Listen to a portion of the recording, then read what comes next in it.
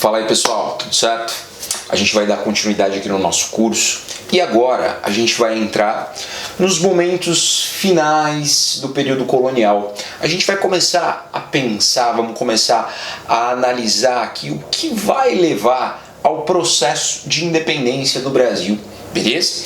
Então a gente vai entrar no tema, processo de independência do Brasil, vamos ver como isso vai se desenrolar e terminar lá em 1822 com a independência proposta pelo Dom Pedro I, tudo bem? Mas temos um caminho longo pela frente. E a primeira parte é as revoltas nativistas. A gente vai entender um pouquinho como começa a surgir um sentimento de indisposição entre os colonos aqui no Brasil e a coroa portuguesa.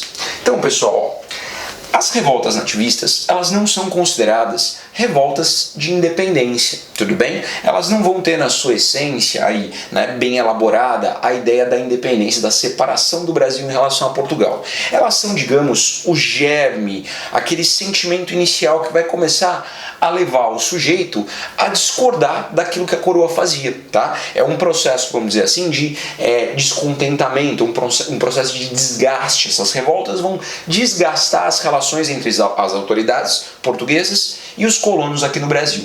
Tanto que a gente dá o nome de revoltas nativistas. Nativo, pessoal, significa nascido, são portugueses nascidos no Brasil que ainda não possuem uma identidade brasileira. Eles se entendem como portugueses nascidos na colônia. Tá? Então, eles não vão exatamente trabalhar a ideia de uma separação definitiva com Portugal, num conceito bem elaborado, uma proposta aí baseada em conceitos e ideias, né? Enfim. A ideia, portanto, né, o que a gente vai trabalhar aqui são alguns, vamos dizer assim, desgastes pontuais, tá? Alguns episódios que você precisa conhecer que vai construir, né, posteriormente a ideia de brasileiro, né? Vai começar a criar as condições para o que vai acontecer lá no final do século XVIII, né, que vai ter início o processo de independência de fato, tá? Então, vamos dar uma olhadinha aqui nessas revoltas. A primeira delas, pessoal, que acaba sendo listada aí nos vestibulares, principalmente aqui de São Paulo, né, na minha humilde opinião, não deveria nem aparecer, né, no nosso programa de vestibular, mas tá lá, né? Particularmente nunca vi cair, beleza, nos vestibulares, mas como tá lá, vou comentar brevemente com vocês, que é essa primeira aqui, ó, 1641, aclamação de Amador Bueno, tá, pessoal? Ela aconteceu em 1600, século XVII, aqui na região de São Paulo, tudo bem? É um episódio sem grandes repercussões, é um episódio que, como vocês vão ver, é um episódio que nem deveria aparecer no programa, mas vai lá. O que aconteceu, pessoal?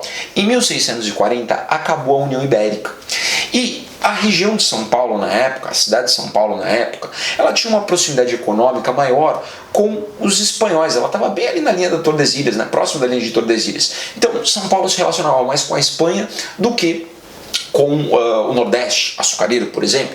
Então o que vai acontecer? Alguns fazendeiros, quando receberam a notícia do fim da União Ibérica, que agora Portugal voltou a ter um rei, etc e tal, eles não ficaram muito felizes e eles decidiram que eles não iriam obedecer às autoridades portuguesas. Eles queriam autonomia. Então alguns fazendeiros se reuniram ali, tá? São Paulo era pequenininha, né?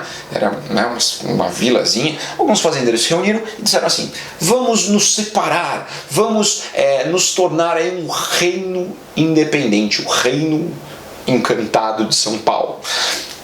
Enfim, vamos nos tornar, né, uma vilazinha de 2.000 pessoas. Vamos nos tornar um rei. E aí eles decidiram e falaram: bom, quem vai ser o rei? Nenhum deles se dispôs a ser. Falou: já sei. O que vocês acham da gente chamar o Amador Bueno? Ele era o maior fazendeiro de São Paulo. Vamos chamar o Amador Bueno para ser o rei. Foram até a casa do Amador Bueno e fizeram a proposta. E aí, Amador Bueno, tá a fim de ser rei de São Paulo? Amador Bueno falou: não. Fim. Acabou, pessoal. Isso é a aclamação de Amador Bueno. No final das contas, a coisa não foi pra frente. E foi isso. Tudo bem? Não teve guerra, não teve morte, não teve prisão. Não teve... A gente só sabe desse episódio porque o Amador Bueno enviou lá um comunicado para as autoridades dizendo que tinha um boato de que ele queria ser rei, etc e tal, e não era nada disso. Enfim. Vamos Vamos fingir de conta que nada aconteceu. Vamos falar agora das revoltas nativistas sérias, tá? Aquelas que podem aparecer nos vestibulares. A primeira revolta, de fato, foi essa daqui, pessoal. Um pouquinho depois, em 1684, que foi a revolta de Beckman, tá? Essa daqui, ela é um pouco mais complexa, então a gente vai aprofundar um pouquinho mais a ideia aí por trás, beleza? E ela tem um sentido mesmo de nativista, como a proposta das revoltas aqui que a gente vai ver, que a gente vai analisar. Pois bem, a revolta de Beckman, ela aconteceu no Maranhão, tudo bem? No Maranhão, ali no finalzinho do século XVII. O Maranhão, nessa época, como a gente já falou em outras aulas aí, ele era caracterizado pela produção, pela plantation do algodão. No entanto, Portugal entendia que a produção ali ela era muito precária, ela era insuficiente, deveria haver uma produtividade maior. Um dos problemas que existia na região é que nessa época ainda se utilizava muito mão de obra indígena, porque não chegava mão de obra escrava negra africana, né? Os traficantes preferiam vender para a região açucareira do que para a região algodoeira, né? Porque a demanda era muito maior no açúcar do que no algodão, né? Se comprava muito mais escravos na região do açúcar. Pois bem, Portugal falou, vamos resolver esse negócio aí, né? Já mata vários coelhos com uma caixa d'água só, né? A ideia basicamente é que a atividade algodoeira ganhe força, tudo bem? Parem de escravizar indígenas na região do Maranhão, porque isso dava muito problema com os jesuítas, né? Os jesuítas reclamavam muito, né? Tinham lá o padre Antônio Vieira, um dos grandes nomes, né? A ideia da ordem jesuítica da época, ele viveu no Maranhão e ele vivia descendo pau nos colonos que ficavam escravizando indígenas, né? Pois bem, então vamos fazer o seguinte, ó, vamos resolver o problema da questão da escravidão e, ao mesmo tempo, aumentar a produtividade do algodão. Legal? Então vamos lá. Portugal criou uma empresa, uma companhia de comércio. Uma empresa que ficaria responsável por comprar todo o algodão que viesse do Maranhão, beleza? Todo o algodão produzido no Maranhão. Em contrapartida, essa empresa forneceria escravos negros, né? Seria ali obrigada a fornecer escravos negros para que os fazendeiros não escravizassem os indígenas, tudo bem? A ideia é que Portugal teria um controle maior sobre o comércio desse algodão. Cobraria imposto de maneira mais certeira, mais assertiva, né? Porque várias empresas ali comprando o algodão não tinham um controle tão rígido, né? Uma empresa só fica mais fácil de controlar. Pois bem, em 1682, 2 anos antes, tá, da revolta, foi criada a Companhia de Comércio. Pessoal, no primeiro ano quase não chegou escravo negro. Prometeram vender escravo negro na região. Quase não chegou escravo negro. E, como era só uma empresa que vendia, ou melhor, que comprava, né, esse algodão, os fazendeiros tinham que aceitar o preço que era dado. E era um preço baixo. Então, eles reclamaram. Foram lá reclamar. E não adiantou nada. No ano seguinte, 1683, de novo, não chegou escravo negro, chegou muito pouco escravo negro do que havia sido prometido, muito menos do que eles prometeram, né? Ou seja, com preço alto, né? E cobravam um valor muito baixo, né? Eles pagavam, a Companhia de Comércio pagava um valor muito baixo para o açúcar, para o algodão produzido na região. Os fazendeiros ficaram bem putos, mandaram cartas para as autoridades lá em Salvador, né, governo geral, mas nada foi feito. No ano seguinte, em 1684, quando a situação se repetiu, a gente vai ver que os fazendeiros se rebelaram.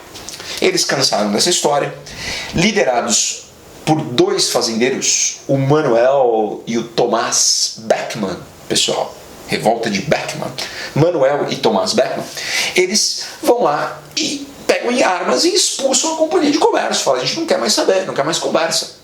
Ou seja, eles se rebelaram com uma atitude da coroa, o fato da coroa não dar atenção para eles, ou seja, eles só estão putos. Eles não querem separar o Maranhão de Portugal, não, eles só querem uma situação mais justa para eles, que eles entendem mais justa para eles. Expulsaram de maneira violenta a Companhia de Comércio e o Manuel chegou a ir para Portugal, tá, para tentar resolver a situação.